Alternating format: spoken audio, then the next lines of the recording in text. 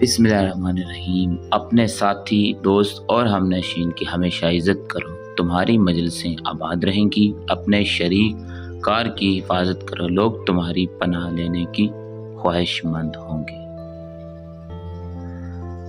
अल्लाह हर परिंदे को खुराक देता है मगर उसको घोंसले में नहीं डालता। फ़लसफ़ा वो अंदाज़ फ़िक्र है जो इंसान को खुद आगाही देता है। गम का बेहतरीन इलाज मसरूफ़ियत है।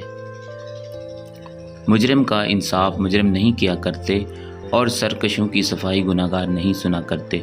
शफ़क़त ज़ईफ़ और ख़ताकार इंसानों के लिए होती है और बेगुनाह इंसान इंसाफ का तालिब होता है।